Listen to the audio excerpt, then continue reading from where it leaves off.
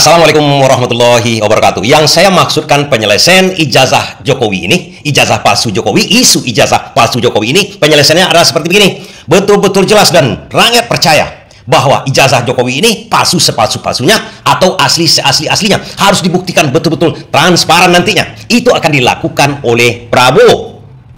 Dan ini memakai cara dan visi Anies Baswedan. Loh, kok bisa begitu? Ya, tapi dengan sedikit modifikasi oleh Prabowo.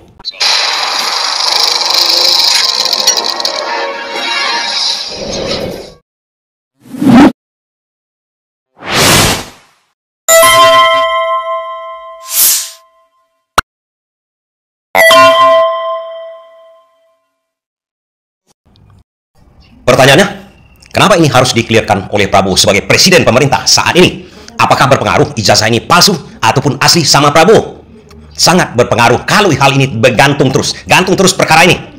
Pertama, yang kita lihat sekarang, banyaknya energi di negara ini hanya terfokus kepada ijazah Jokowi itu, mengguncang politik, membuat kestabilan pemerintahan yang ingin membangun negara ini. Sebagai yang baru memerintah, tentu saja Prabowo ingin punya nama baik, membangun negara ini, menyelesaikan perkara-perkara di negara ini. Tapi ini terguncang gara-gara isu ijazah palsu yang bertele-tele sekarang ini.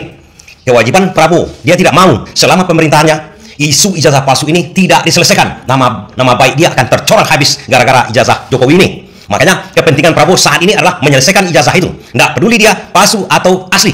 Tapi apakah ada efeknya sama Prabowo kalau ijazah ini asli atau palsu? Sangat besar efeknya kepada Prabowo. Ini kepentingan Prabowo juga yang akan tercederai nanti, yang akan diuntungkan kalau ijazah ini dibuktikan palsu dengan asli. Sekarang pertanyaannya, kalau ternyata ijazah Jokowi ini setelah diselidiki oleh Prabowo dengan mengerahkan semua aparatnya untuk supaya clear seclear-clearnya, karena Prabowo mempunyai badan intelijen, mempunyai aparat, mempunyai semuanya.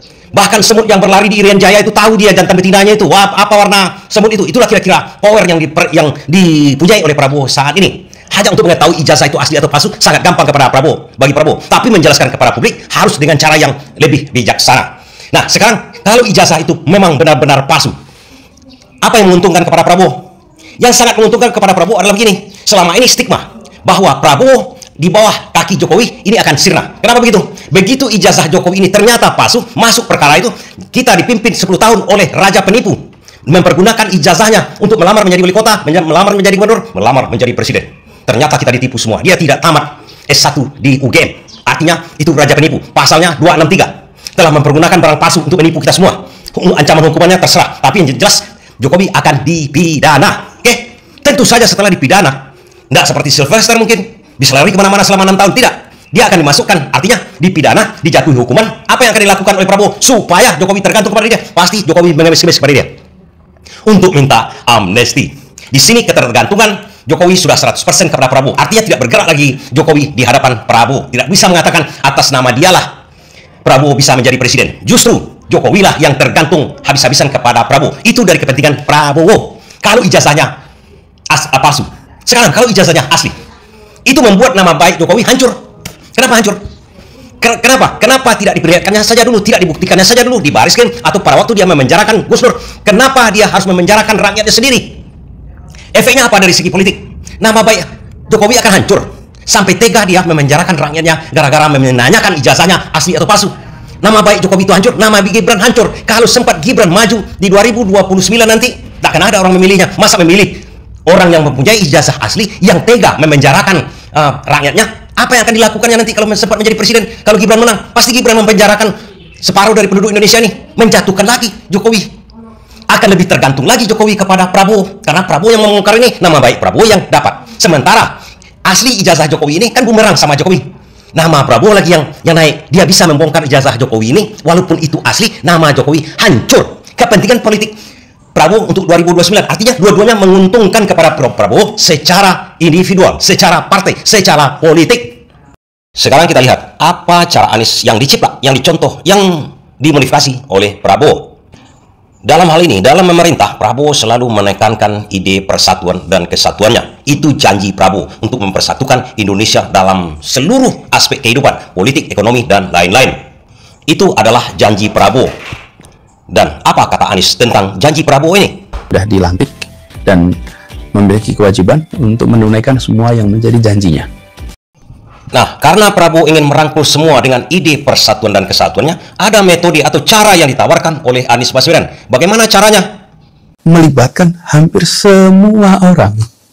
Jadi kalau mau nengok ke belakang, terus mau menghukum semua orang, lalu mau berapa jauh ke belakangnya? Ini tarik garis. Itu mulai begitu. Tarik garis, sekarang praktek berubah. Nah, kalau sekarang ada yang mempraktekkan seperti itu dulu, baru dihukum keras. Tapi tarik garis itu, mulainya dari situ. Artinya di sini, menurut Anies Baswedan, apapun kasusnya, baik korupsi, ijazah palsu, dan lain-lainnya itu, kita ambil batasnya. Mulai sekarang, dari yang dulu-dulu itu kita hilangkan. Yang dulu-dulu itu kita hilangkan. Yang ke depan lagi, kalau ada lagi yang berbuat seperti itu baru dihukum. Dan ini sebenarnya cocok dengan pemikiran Prabowo waktu itu dia mengatakan, memaafkan koruptor, asal mengembalikan yang dikorupsinya. Hai para koruptor atau yang merasa pernah mencuri dari rakyat, kalau kau kembalikan yang kau curi, ya mungkin kita maafkan. Tapi kembalikan dong. Nanti kita beri kesempatan. Cara mengembalikannya bisa diam-diam supaya nggak ketahuan. Mengembalikan loh ya. Tapi kembalikan. Walaupun setelah ucapan tersebut, Prabowo menuai kontroversi, kemudian diralat oleh Prabowo. Tapi kayaknya misinya jalan. Sama dengan misinya dengan Anies Baswedan, memberi batas. Kan begitu juga Prabowo. Dia memberi batas, yang korupsi yang lama-lama udah kembalikan aja, dimaafkan. Menurut Anies Baswedan, ya potong di situ. Diputus mulai dari saat ini. Sajak pemerintahan Prabowo, kalau ada yang melakukan, baru kita hukum. Namun setelah diralat tersebut, ternyata Prabowo masih memakai cara Anies Baswedan yang sesuai dengan cara dia memaafkan koruptor. Di mana? Dalam hal ini adalah memaafkan koruptor. Kata yang lain, Tom Lembong itu kan tidak korupsi, tapi kan perkaranya kalau korupsi, itu perkaranya dihapus oleh Prabowo. Kemudian Hasto juga perkara korupsi dan terbukti korupsi, kemudian dijatuhi hukuman, dimaafkan oleh Prabowo. Kan itu yang terjadi. Dan apakah kasus-kasus yang baru dibongkar oleh Prabowo seperti kasusnya Nadiem Makarim, Menteri Pendidikan, kemudian Menteri Agama Yakut mengenai dana haji? Apakah ini akan memakai cara-cara seperti Tom Lembong atau Hasto? Karena kalau Yakut, dana haji adalah menterinya Jokowi. Nadiem Makarim juga menterinya Jokowi. Sementara Tom Lembong juga adalah menterinya Jokowi dulu. Karena katanya udah mau hampir-hampir ke Jokowi. Ini makanya diberikan abolisi kepada Tom Lembong. Kemudian juga Yakut ini menterinya Jokowi. Apakah sama dengan metode abolisi kepada Tom Lembong? Kita tunggu kelanjutannya. Tapi yang kita soroti adalah masalah ijazah palsu.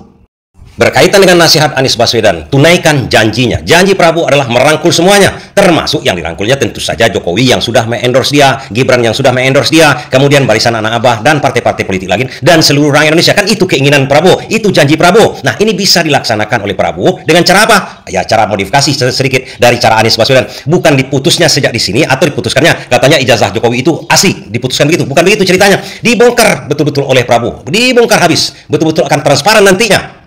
Sehingga rakyat percaya, sangat percaya. Kemudian ini asli atau palsu. Dua-duanya kan sudah kita bahas. Menguntungkan, ada kepentingan Prabowo untuk menguntungkan dirinya sebagai politikus. Kalau hal ini dilakukan oleh Prabowo dengan membuka seterang-terangnya tentang ijazah palsunya Jokowi, justru juga menguntungkan Jokowi. Justru Prabowo berniat baik kepada Jokowi. Karena Jokowi selalu dielu-elukan Prabowo dan diakui Prabowo adalah orang yang me-endorse dia. Karena karena Jokowi lah Prabowo menang. Kan begitu ceritanya.